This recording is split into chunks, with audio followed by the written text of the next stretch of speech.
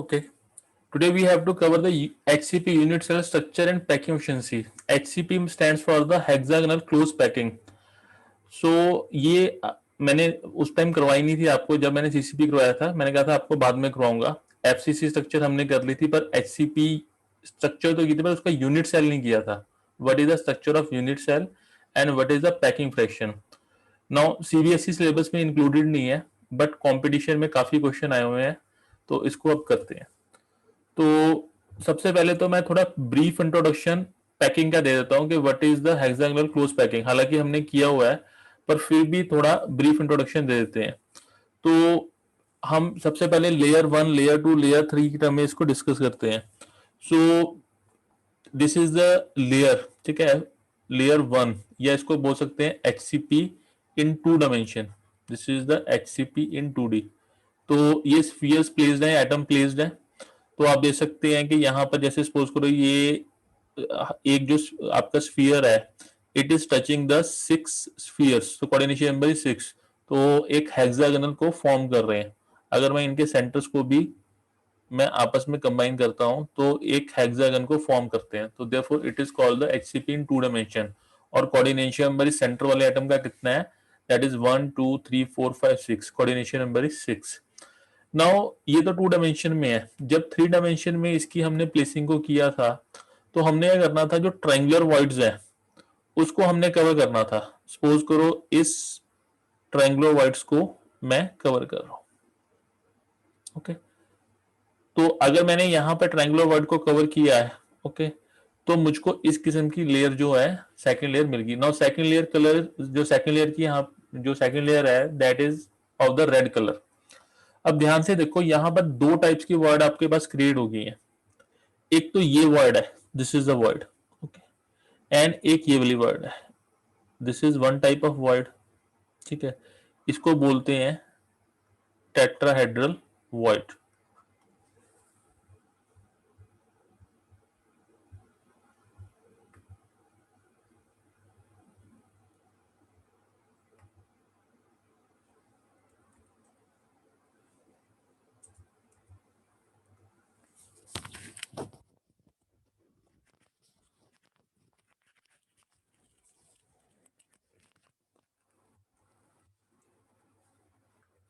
और now voice is clear. अब गुरांश voice clear है? वॉइस में अब कोई इशू है? Yes, sir. Now it is okay, Yes, sir. ठीक है, ओके। वो माइक थोड़ा दूर चला गया था। अच्छा, मैं ये कह रहा था कि व्हेन दीज, जो ये वाली वर्ड है जिसमें कि 1 एटम नीचे और 3 एटम आपके ऊपर है, तो इसको बोलते हैं टेट्राहेड्रल वर्ड। और दिस वर्ड, जो ये वर्ड नजर आ रही है, इसमें 3 एटम्स नीचे हैं और 3 रेड एटम्स जो हैं वो ऊपर हैं। इसको बोलते हैं ऑक्टाहेड्रल वर्ड। तो अगर मैं इस ट्रायंगुलर वर्ड्स को यहाँ पर कवर कर रहा हूँ तो I am getting the 2 types of word, tetrahedral word और ऑक्टाहेड्रल वर्ड।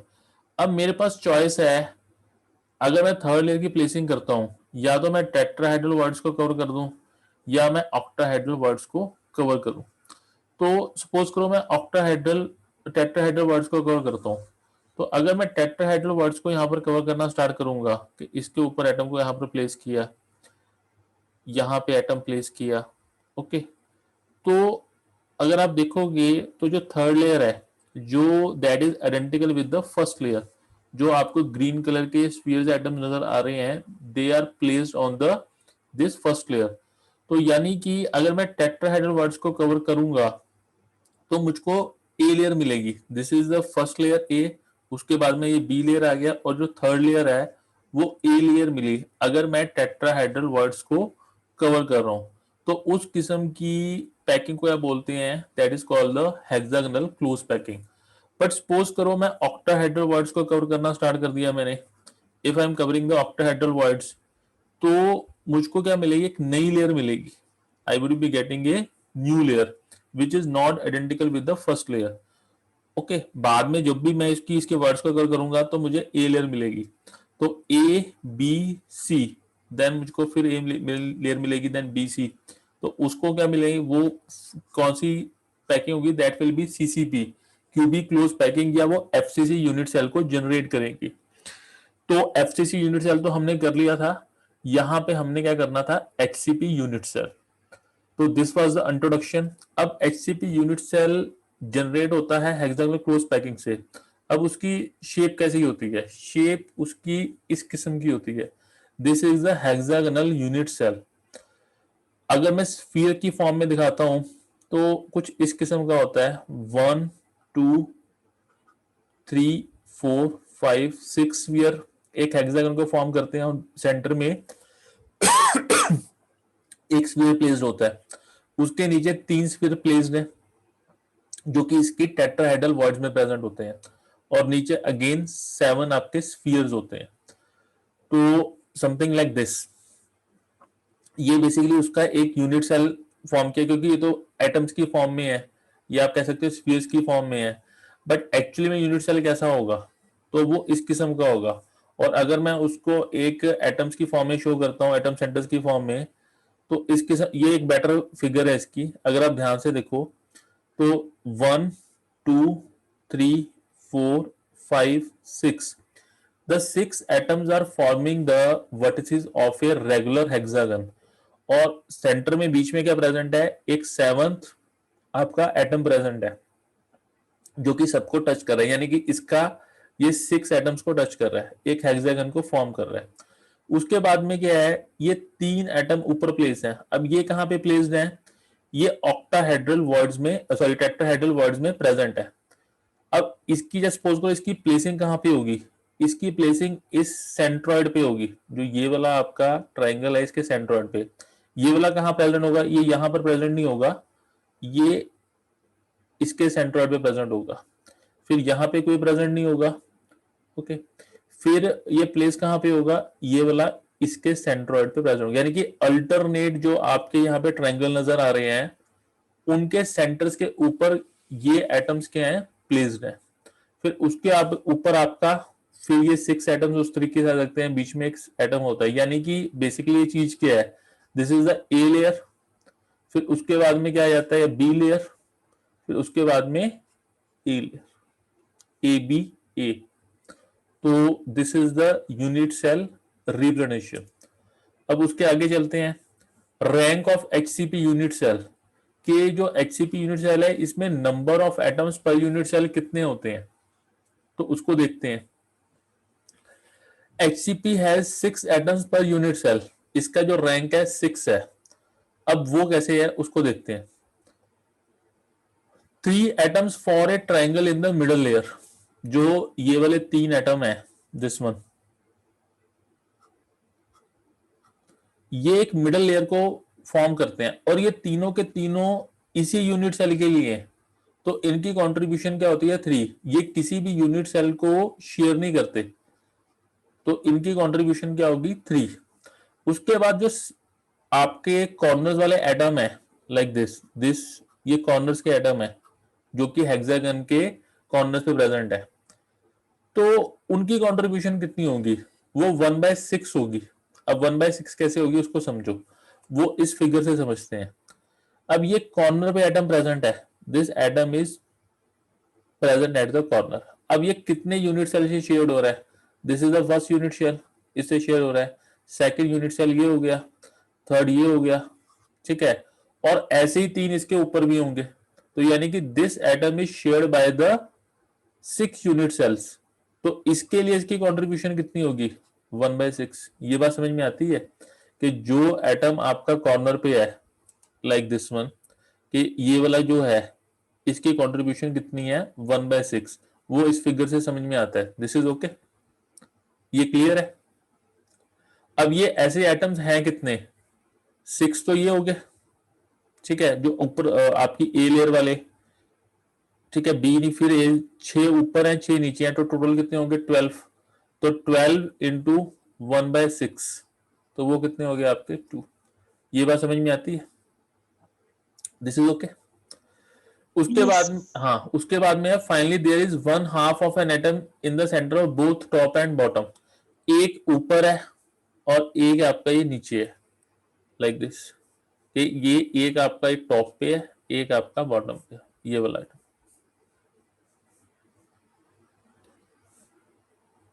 This one. ठीक है, दिस वन। अब ये क्या होगा, इट इज शेयर्ड बाय, एक ऊपर वाले यूनिट सेल से होगा, नीचे वाले, there is one half of an atom in centre of both and top and bottom layers making the equivalent of one more atom. Okay, तो जैसे ये वाला एटम है, एक ऊपर वाले यूनिट सेल से शेयर्ड है और एक नीचे वाले से, तो कंट्रीब्यूशन इसकी क्या होगी, 1/2।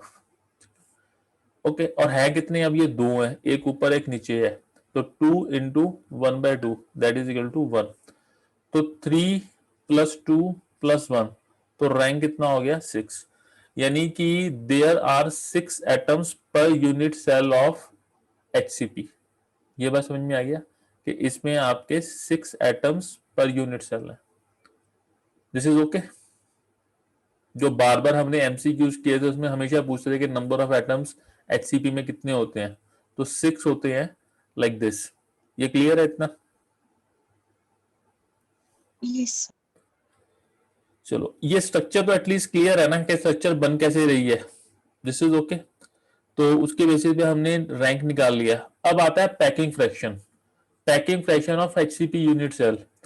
नाउ यहां पर थोड़ी आपकी मेंसुरेशन इन्वॉल्व होगी और थोड़ी आपको सोचना पड़ेगा इसके लिए। तो पैकिंग फ्रैक्शन ऑफ हमने HCP यूनिट सेल निकालना है कि जो एटम्स हैं वो कितना वॉल्यूम ऑक्यूपाई कर रहे हैं HCP यूनिट सेल में। तो देखते हैं इसको। तो सबसे पहले इसको थोड़ा सोचना पड़ेगा कि इसमें करना क्या है।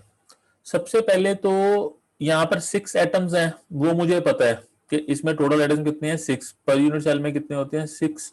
और एक का वॉल्यूम कितना होता है, 4/3 पाई आर क्यूब। तो वॉल्यूम ऑफ एटम, ये तो बड़ी आसानी से निकल गया। वॉल्यूम ऑफ एटम्स, ये तो 6 इंटू 4/3 पाई आर क्यूब निकल गया, बड़ी आसानी से निकल गया, इसमें तो कोई इश्यू नहीं। मुझे वॉल्यूम ऑफ यूनिट सेल चाहिए, और उसके लिए मुझे चाहिए क्या होगा, उसके लिए वॉल्यूम ऑफ यूनिट सेल निकाल भी लूंगा, तो उसमें मुझे रिलेशन चाहिए होगा कि वॉल्यूम ऑफ यूनिट सेल जो है उसका आर की टर्म में क्या रिलेशन है। क्योंकि अगर सपोज करो मुझे पैकिंग एफिशिएंसी निकालनी है, अगर मुझे PF निकालना है, तो वॉल्यूम ऑफ एटम्स, ठीक है, divided by volume of unit cell into 100। Okay, तो वॉल्यूम ऑफ एटम्स 4/3 पाई का आर क्यूब आ गया। अब इसकी जो भी एज लेंथ ए है, ओके, उसको वॉल्यूम ऑफ यूनिट सेल की फॉर्म में मुझे निकालना पड़ेगा। तो आपने कभी हेक्सागन का निकाला है, हेक्सागन मतलब प्रिज्म टाइप चीज है, उसका कभी आपने वॉल्यूम निकाला है? अगर नहीं निकाला तो अब निकालना सीखो कि इसको निकालना कैसे है। तो देखते हैं कैसे निकालेंगे इसको। चलो चलते हैं। अब सबसे पहले इसको निकालने से पहले इतना आपको पता है कि कोई भी अगर फिगर है, सपोज करो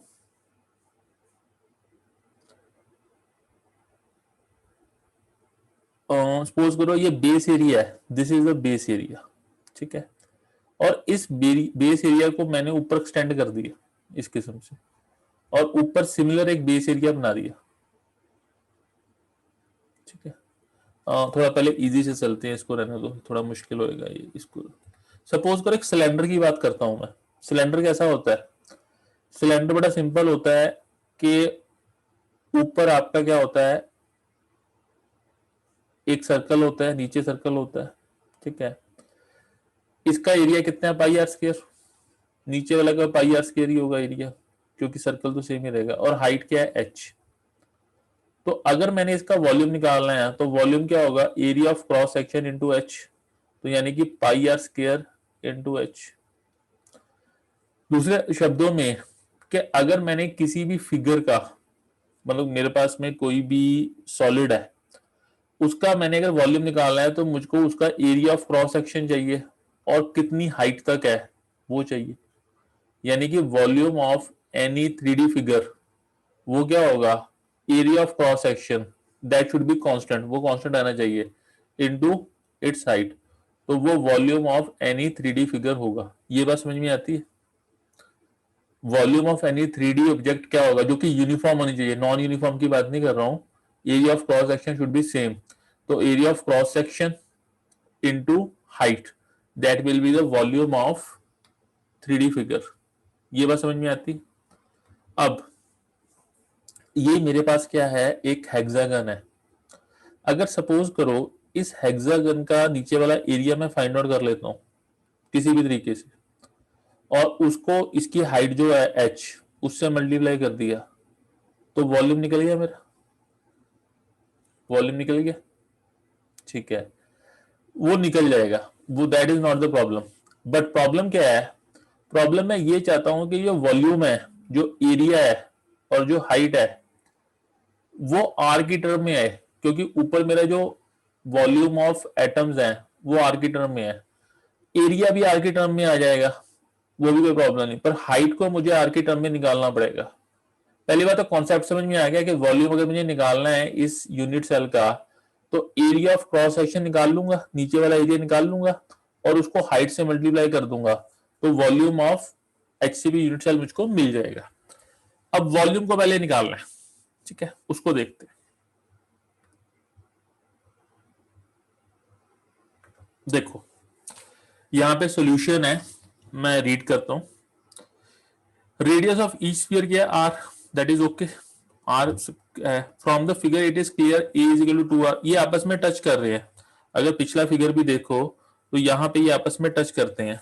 तो अगर मैं इसकी देखूं दिस थिंग, तो r और r, तो जो a है that is equal to 2r, so that is okay. तो A is equal to 2r. Now volume of unit cell can be calculated as volume of unit cell is equal to base area into height. अभी मैंने आपको बताया था कि base area into height.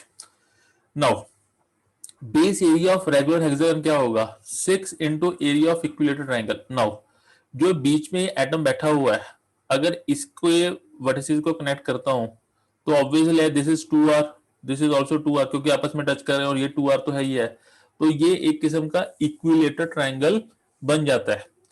तो equilateral triangle का area आपको पता होना चाहिए कि वो क्या होता है। अगर दिस इज द ए, तो एरिया ऑफ इक्विलेटर ट्राइंगल क्या हो जाएगा, इट विल बी √3/4a²। ये मैथमेटिक्स में 9th या 10th में किया होगा, ठीक है, तो इसकी डिटेलिंग में मैं नहीं जा रहा। तो एरिया ऑफ इक्विलेटर ट्राइंगल क्या होता है, √3/4a²। अगर ड्राइव करना है तो आप खुद भी कर सकते हो, यहाँ पे एक परपेंडिकुलर लगा के वो सब कर सकते हो, ठीक है, तो उसकी डिटेलिंग में मैं जा नहीं रहा हूँ। तो एरिया ऑफ इक्विलेटर ट्राइंगल क्या हो गया, दैट इज द √3/4a²। तो यानी कि base area of regular hexagon क्या हो गया, 6 × 3/4a²। तो ए और आर में रिलेशन क्या है, A is equal to 2r from this relation. तो बेस एरिया क्या हो गया, 6 × 3/4 × 2r², तो 6 × √3r²। तो यहां पर एक चीज मेरी आ गई।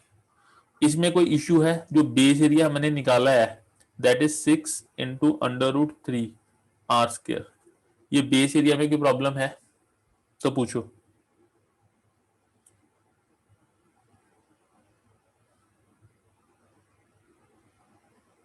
हेलो, ठीक है। अब यहां पर आगे आता है height of unit cell, that is 4r√3, 4r × √2/3। अब ये कहां से आया, इसको ड्राइव करना मैं सिखाऊंगा, पर अभी आप ये मान लो कि ये चीज है 4r × √2/3। तो वॉल्यूम ऑफ यूनिट सेल क्या हो गया, base area into height, that is 24 √2r³। अब नंबर ऑफ एटम्स वो मैंने पहले बता दिया था कि 6 होते हैं, तो वॉल्यूम ऑफ 6 फिर क्या आ गया, 6 × 4/3πr³ दैट इज 8πr³। तो पैकिंग एफिशिएंसी क्या होगी, volume occupied by sphere in the unit cell upon volume of HCP unit cell into 100। तो 8πr³, okay, upon volume of HCP unit cell क्या है, that is 24 upon √2, 24 × √2 × r³। तो ये सारा कुछ कर करा के कितना आ गया, 74%। एफसीसीबी में 74% होती थी और एचसीपीबी में कितनी है आपकी, 74%। अब ये तो ड्राइव हो गया, बट यहाँ पे जो सबसे इंपॉर्टेंट चीज है that is the height of unit cell. ये कैसे आई है, अब इसको समझना थोड़ा मुश्किल है, पर समझाते हैं आपको। पहले ये डेरिवेशन समझ में आ गई। इस डेरिवेशन में बाकी कुछ तो कोई प्रॉब्लम नहीं, प्रॉब्लम सिर्फ हाइट ऑफ यूनिट सेल है। ये कैसे निकली ये बाद में बताता हूँ, पहले बाकी चीज सारी समझ में आ गई। अगर इस डेरिवेशन में कोई प्रॉब्लम है कि पैकिंग एफिशिएंसी 74% कैसे आई, पहले उस चीज को क्लियर करो।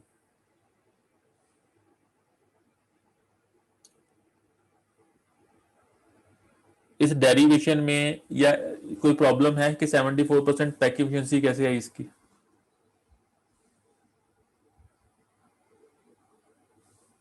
No sir. ठीक है, चलो।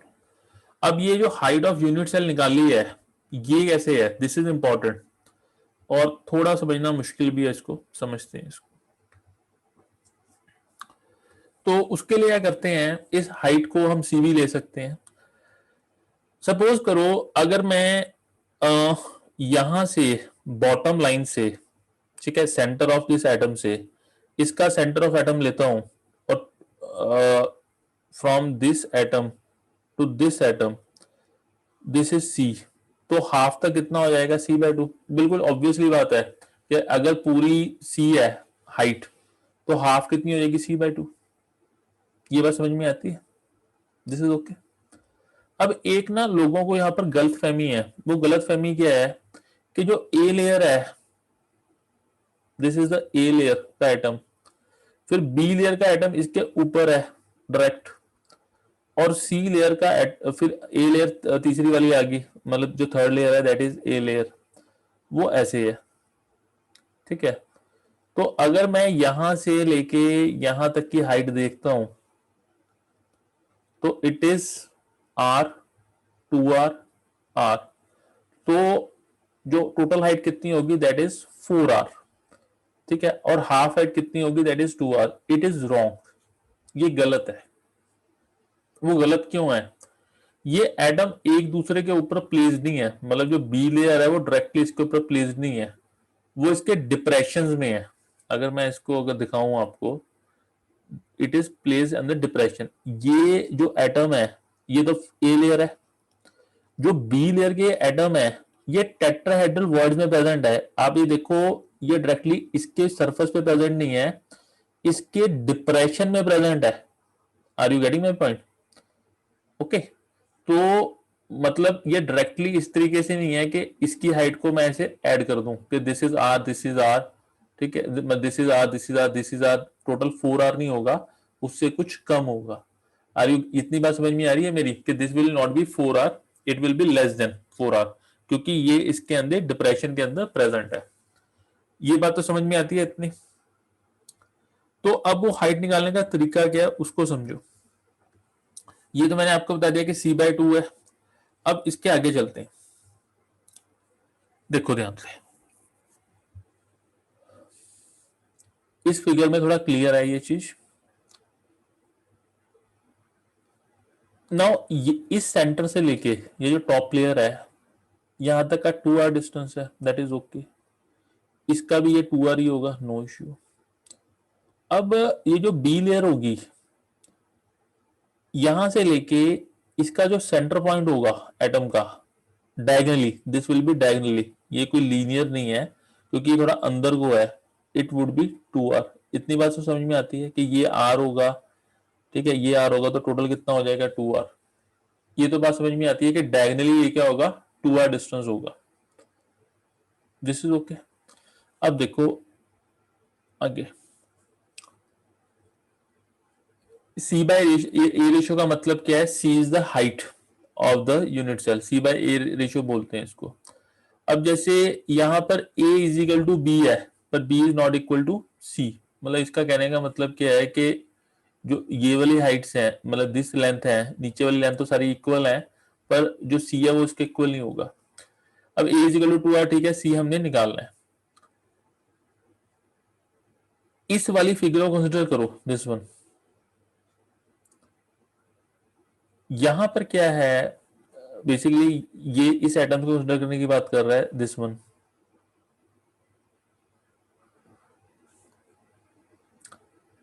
एक ये, एक ये, एक ये, तीन एटम ये है। जो ये चौथा एटम है वो इन तीनों के ऊपर प्लेस है, तभी ये टेट्राहेड्रल वर्ड बनाएगा, मतलब this atom will be present in this, तभी ये टेट्राहेड्रल वर्ड यहाँ पर प्रेजेंट होगी, तभी ये टेट्राहेड्रल वर्ड बनेगी। यानी कि इसको चीज को अगर मैं यहां से देख रहा हूं तो इसका टॉप व्यू कैसे होगा कि this one this one this one, और ये वाला एटम जो है इसके ऊपर इस तरीके से प्लेस्ड है। ये बात समझ में आती है?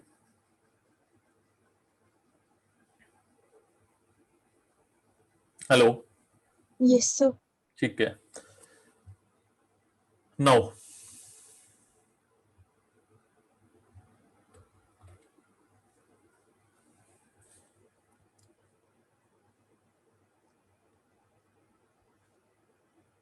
अब यहां पर क्या होगा, इनको मैं कनेक्ट करता हूं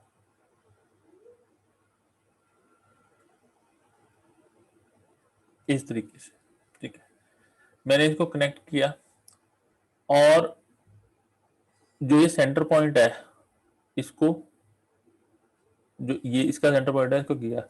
now it would be a, it would be a, it would be a, ठीक है। यहाँ पे ए ए, ठीक है, ये मैंने किया हुआ है। और जो ये सेंटर पॉइंट होगा, अब ये एक इक्विलेटर ट्राइंगल है, जब मैं इस ये जो बाय वर्च्यू ऑफ दिस जो ये बीच में प्रेजेंट होगा ये सेंट्रॉइड पे प्रेजेंट होगा, it will be present at the centroid, this point is centroid. इस डिस्को से मैंने डी ले लिया, जो इसका सेंट्रॉइड पॉइंट है इसको मैंने डी ले लिया, और यहां से मैं कर रहा हूं एक परपेंडिकुलर ड्रॉ कर रहा हूं, I am drawing a perpendicular. अब जब भी इक्विलेटर ट्राइंगल में सेंट्रॉइड पॉइंट से आप परपेंडिकुलर ड्रॉ करोगे तो वो इसको डिवाइड किस में करेगा, इक्वल पार्ट्स में डिवाइड करेगा। This is the virtue of equilateral triangle. इतना क्लियर है आपको? This is okay. नाउ ये जो थीटा एंगल होगा ये क्या होगा, टोटल एंगल 60 डिग्री है, ये मैं सेंटर पॉइंट को सेंट्रॉइड को कनेक्ट कर रहा हूं तो जो थीटा क्या होगा, it will be 30 degree. Now this is 90 degree, ये 90 डिग्री हो गया। अब ये कॉस थीटा ये क्या होगा, a/2 यहां पर दिस ये वाली जो साइड है ये क्या चीज है, दिस इज द बेस, और d क्या हो गया, हाइपोटेनियस। तो cos theta is equal to a/2 upon d। ये रिलेशन समझ में आता है? ये चीज क्या होगी, बेस होगी, दिस थिंग इज बेस, और ये वाली चीज क्या है, दिस इज हाइपोटेनियस। तो ये cos थीटा क्या हो गया, base upon, this is base upon hypotenuse, a/2 upon d। cos theta की वैल्यू क्या होती है, जो cos थीटा होता है वो कितना होता है, कितना होता है cos थीटा, √3/2, ठीक है। तो d की वैल्यू क्या आ जाएगी यहां पर, a अपॉन √3। इस यहां तक डेरिवेशन में कोई प्रॉब्लम है तो पूछो।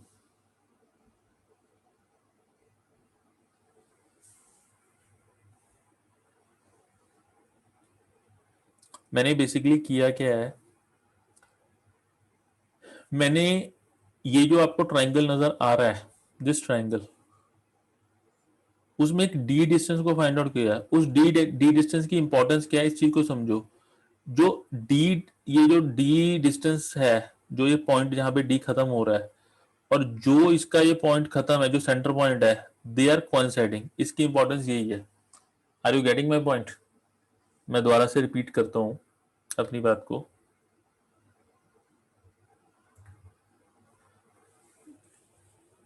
जो इस एटम बैठा हुआ है इसका जो सेंटर पॉइंट है, इसका कोई सेंटर पॉइंट होगा, और ये जो तीन एटम मिलकर ट्रायंगल बना रहे हैं इसका जो सेंटर पॉइंट है, ठीक है, जो सेंट्रॉइड है, जो इक्विलेटरल ट्रायंगल बना रहे हैं, इसका सेंटर पॉइंट और इसका सेंट्रॉइड वो आपस में कोइंसाइड कर रहा है, okay.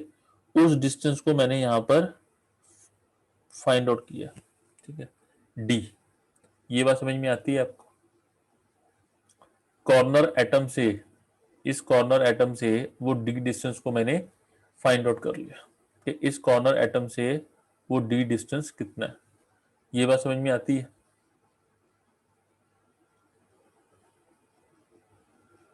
Hello? Yes, sir. Okay. तो डी कितना आ गया, a√3। तो ये डी a√3 आ गया, ओके। नाउ यहाँ पे इसको लिख लेते हैं ए अंडर रूट 3। अब उसके बाद में ट्राइंग वो देखो आप, अब इस फिगर में समझो इस चीज को। अब यहां पर क्या हुआ था, डी मैंने फाइंड आउट कर लिया ए अंडर रूट 3। ओके, अब ट्राइंगल देखना, बड़ा इंटरेस्टिंग ट्राइंगल है, इस फिगर में क्लियर होगा आपको। ये बीच वाली है, बी लेयर का, दिस इज बी लेयर का एटम है। अब ये वाला एटम और ये वाला एटम आपस में टच कर रहे हैं, दिस एटम इज टचिंग, बिल्कुल ठीक है, ये आप टच कर रहे हैं। ओके, और ये 2r बना रहे हैं, ए बना रहे हैं डिस्टेंस, क्योंकि आपस में टच कर रहे हैं ये। ओके, नाउ यहां पर आपका जो c/2 है, दिस c/2 डिस्टेंस, यानी कि अगर मैं ट्राइंगल यहां पे मार्क करता हूं,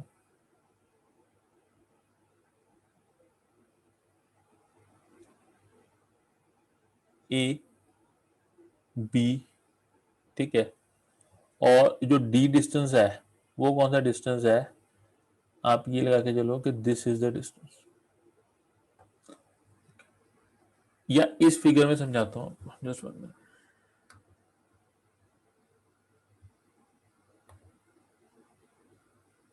देखो इस पॉइंट से देखना, इस पॉइंट से, ये जो पॉइंट है, ये वाला distance, this is the D distance. Okay, इसको मैंने यहाँ पे इसके सेंटर से मिला दिया, अब इसके हाफ से मिला दिया, ये डिस्टेंस क्या हो गया आपका c/2, ठीक है, और इसको मिला दिया यहाँ पर। अब ये क्या चीज है, ए। ओके, अब this thing is the 90 degree, ये वाला एंगल कितना है, 90 degree. Now in this figure अगर मैं इसको ले लेता हूं ए बी सी, जो ए सी स्क्वायर है, A C square that is equal to A B square plus B C square. तो यानी कि this thing A under root 3 का स्क्वायर, या this is the D square plus c/2 square is equal to A square. तो वहां से जो c आएगा, ठीक है, it comes out to be under root 8/3 into A. पहली बात तो ये समझ में आता है ये ट्राइंगल कौन सा लिया है, इस ट्राइंगल को समझना मुश्किल है। मैं एक बार दोबारा इसको ड्रॉ करता हूं, ये एक 3D का है, जो आपका 1 2 3 जो मैंने डी डिस्टेंस निकाला था, सपोज करो ये वाले स्फीयर से निकाल रहा हूं, दिस ये जो स्फीयर है इसका सेंटर पॉइंट ये है, ये जो डिस्टेंस डी निकाला, दिस वन। ओके, यहां से आप ये मान के चलो कि ये वाला डिस्टेंस जो निकाला वो कितना था, that was the D distance, ठीक है। अब इस सेंटर को और इसके सेंटर को मैंने कनेक्ट कर दिया। अब वो डिस्टेंस कितना होगा, वो ऑब्वियसली ए होगा, क्योंकि ए कितना था 2, आपस में जो जुड़ रहे हैं, तो distance a is equal to 2r, ठीक है। और इसके सेंटर को और इसके सेंटर को मैंने जोड़ दिया, जो कि क्या है 90 डिग्री का। तो this is D, this is a, और ये जो हाइट है, दिस हाइट इज c/2, क्योंकि टोटल हाइट क्या है c, तो हाफ हाइट क्या हो जाएगी c/2। तो this is d, c/2 a, तो it is a under root 3 का स्क्वायर प्लस c/2 का square is equal to a square. तो c और a में यहां से रिलेशन आ गया, c is equal to under root 3/a, और a की वैल्यू क्या होती है, a is equal to 2r, तो c is equal to 4 into under root 2/3r। ये बात समझ में आती है? Yes, sir. ओके, तो इस तरीके से हमने क्या किया है, इसका c हाइट और r में रिलेशन फाइंड आउट किया है, जो कि यहाँ पर ये दिया हुआ है, height of initial 4r is equal to under root 2/3। तो वो पुट करके वैल्यू कितनी आई आपकी 74%। तो in this way packing fraction of HCP unit cell is calculated.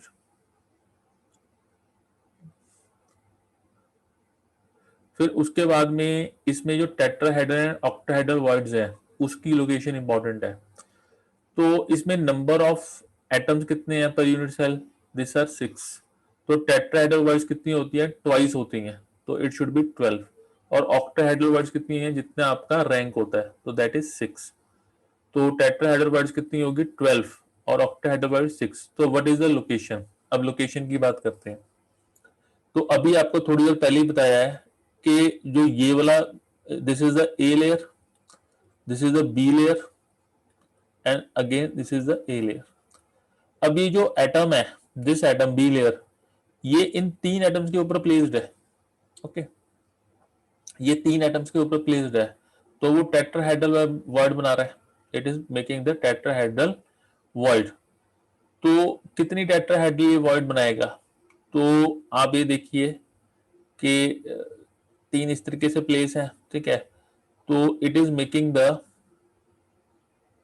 नीचे 6 बना गया, ठीक है, ऊपर भी आपके ये 6 है, तो टोटल ये कितनी बना गया? आपकी 12 आपकी टेट्राहेड्रल वॉइड्स ये बना गया। और ऑक्टाहेड्रल वॉइड्स कैसे बनती हैं? ऑक्टाहेड्रल वॉइड्स के लिए 2 आपको यूनिट सेल लेने पड़ेंगे। This is first unit cell, this is second unit cell. अब इसमें ध्यान से देखो कि दिस दिस दिस, ठीक है, मैं अभी सिर्फ इस यूनिट सेल की बात कर रहा हूं। ये बीच वाला सेंटर पॉइंट है, ठीक है। ये जो 2 वाले हैं, दिस 2, ये शेड है, दिस इज शेड। ये दूसरे यूनिट सेल से भी आपके शेड हो रहे हैं। ओके, नाउ जो ये 2 हैं, दिस 2 पॉइंट्स, ये इस यूनिट सेल के हैं, और ये वाला मिडिल लेयर वाला दूसरी है।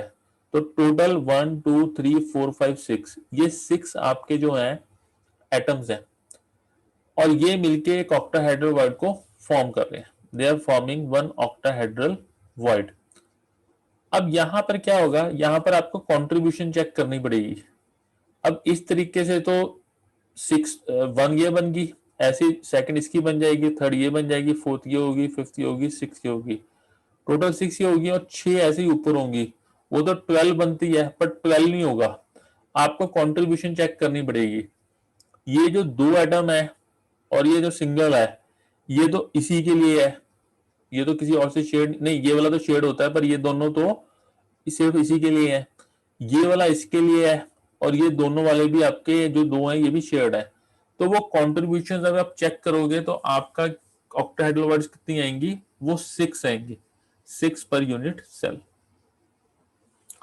तो बेसिकली इसमें याद ये रखना है आपको कि टेट्राहेड्रल वर्ड्स बनती कैसे हैं। टेट्राहेड्रल वर्ड्स इस केस में बनती हैं आपके, जो मिडल लेयर होती है, जो मिडल लेयर के एटम्स होते हैं, वो नीचे वाली ए लेयर और ऊपर वाली बी लेयर से, जो बी लेयर होती है वो ए लेयर के साथ मिलकर टेट्राहेड्रल वर्ड बनाती है। और ऑक्टाहेड्रल वर्ड कैसे बनती है? वो 2 यूनिट सेल से शेयर्ड होती है। आपके 3 जो होंगे आपके एटम्स ए लेयर के, और 3 एटम्स बी लेयर के, वो मिलके क्या बनाएंगे? They will be forming the octahedral word. इस तरीके से इसको याद रखना है। उसके बाद इसके एग्जांपल्स के हैं, beryllium, cadmium, magnesium, titanium, zinc, zirconium, wurtzite. ये इसके एग्जांपल है एचसीपी यूनिट सेल के, कि ये मेटल्स जो हैं एचसीपी यूनिट सेल को फॉर्म करती हैं। इसमें जो मैंने अभी थोड़ी देर पहले आपको वुडसाइट बताया था, ZnS, तो जो स्फेराइट स्ट्रक्चर होती है ZnS की, इट इज अ स्ट्रक्चर, ठीक है, जो कि आपकी एफसीसी बनाती है। बट अगर वुडसाइट की बात करते हैं तो ये एचसीपी स्ट्रक्चर को फॉर्म करता है। जो एचसीपी स्ट्रक्चर होती है वो अनायन के रिस्पेक्ट में होती है, यानी कि जो H2 नेगेटिव आयंस हैं, they are forming the crystal lattice. ये आपके कॉर्नर्स पे प्रेजेंट है और फेस पे प्रेजेंट है, ठीक है। तो they are forming the H2 negative ions, और बीच में प्रेजेंट है। जो कटायंस होते हैं वो टेट्राहेड्रल साइट्स में प्रेजेंट होते हैं। इसमें यहाँ पर टेट्राहेड्रल साइट्स पे प्रेजेंट है। ओके, 12 टेट्राहेड्रल वाइज प्रेजेंट है, पर 6 में ही आपके क्या होते हैं? ये ऑक्यूपाई होते हैं। They are occupied only in the 6। तो this was all about the HCP unit cell.